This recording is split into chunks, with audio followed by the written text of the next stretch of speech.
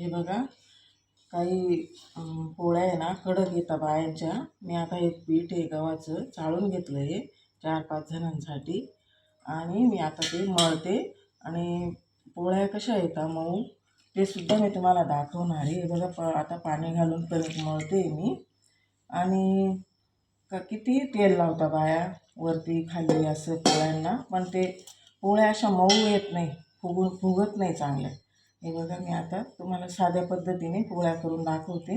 मी आता कणिक मळून घेते आणि तुम्हाला आहे ना छानशा अशा पोळ्या मी तुमच्या समोर अशा करून दाखवते.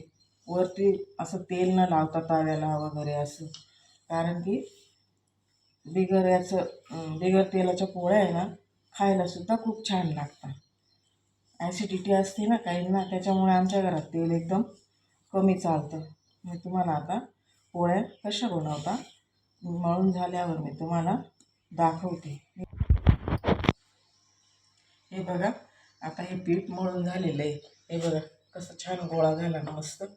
आता मी ना त्याच्यात थोडं तेल घालते, म्हणजे मऊसर पोळ्या येतील. थोडंसं जास्त थोडंसं तेल टाकलं मी आता त्याच्यात, कारण की आहे ना असं तेल लावलं का एक जीव होऊन जातो आणि छान पोळ्या पण येतात. हे बघा असं त्याला म्हणतात ना, म्हण आहे ना, गहू का आटा जितना पिठा उतना मिठा. जेवढं रगडलं ना तेवढ्या पोळ्या छान येतात.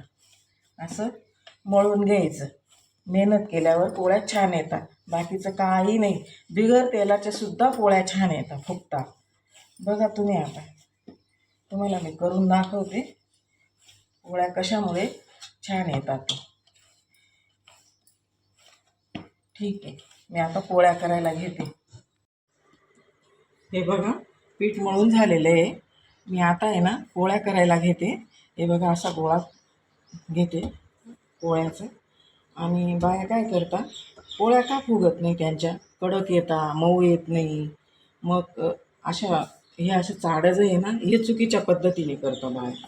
हे बघा एवढंच करतं असं, आणि हे 2च बोट लावतं असं तेलाचं, असं वाळून देतं की झाली, असं झाले पोळी चाडं करून झालं. तसं नाही करायचं. असं हाता हे मी नवीन करते माझ्या पद्धतीने, साध्या आणि सोप्या पद्धतीने.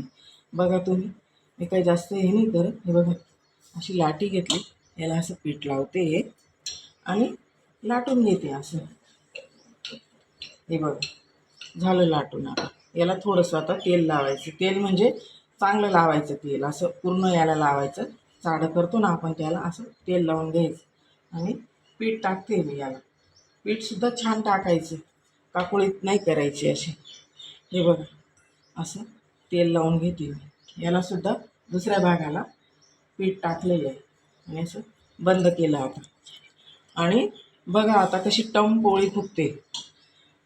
पोळी का फुगत नाही याचं कारण एकच आहे, चाळं व्यवस्थित करत नाही बाहेर. चाळं चांगलं करायचं. इकडं गॅस पेटवायला घेतलेला आहे, आपला तवा गरम झालेला आहे. आता मी आता पोळी टाकते तव्यावर. बघा तुम्हाला पोळीसुद्धा कशी एकूण एक असं पोळ घुसपटून दाखवते मी पोळीचं, कशी पोळी येते. तर पोळ्या फुगत नाही. बाया सांगता माझी पोळी फुगत नाही, माझी पोळी कडक येते. मग त्याला कारण हेच असतं, व्यवस्थितपणा. पीठ मळायला सुद्धा हे बघा टाकते मी तव्यावर. बघा आता पोळी टाकून झाली. बघा कसे फुगे आले त्याला. मी आता उलट करते. बघा पोळी बघा कशी छान येईल. आता तुम्हाला त्याचे पोळीचे सर्व मी भाग असे वेगळे वेगळे करून दाखवते. फुगते पोळी बघा, एकदम छान पोळी येईल आता ही.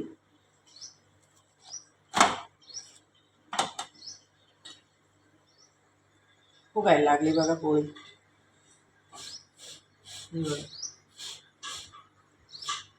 अशा पोळ्या फुगायला पाहिजे आतून, छान मग लागतं ते खायला.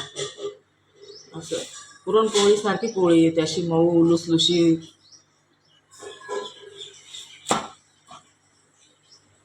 हे बघ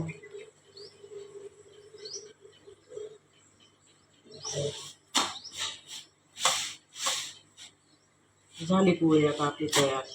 तुम्हाला आता पोळी कशी छान मऊ होते ते मी तुम्हाला दाखवते. गॅस थोडा कमी करून घेते आणि बघा पोळी आता हे बघा, हे बघा, हे बघा रुमालासारखी झाली ना पोळी माझी. बघा आता हे बघा मी तुम्हाला असं उसपटून दाखवते. चपातीचं भाग आहे बघा, हे बघा किती छान मस्त निघाले बघा. हे बघा एक एक कूड असं उसपटून जाईल. हे बघा, हे बघा 2 भाग केले बघा. आता हा तिसरा भाग बघा.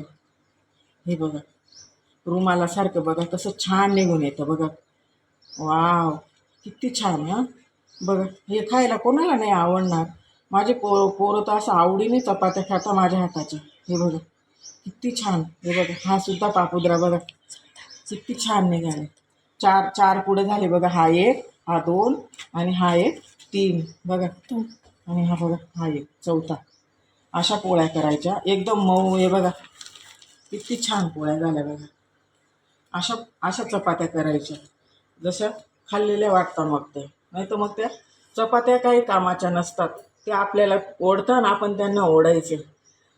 ज्यांनी नवीन माझा व्हिडिओ बघितला असेल त्यांनी सबस्क्राईब करा, लाईक करा, शेअर करा. ओम नमः शिवाय.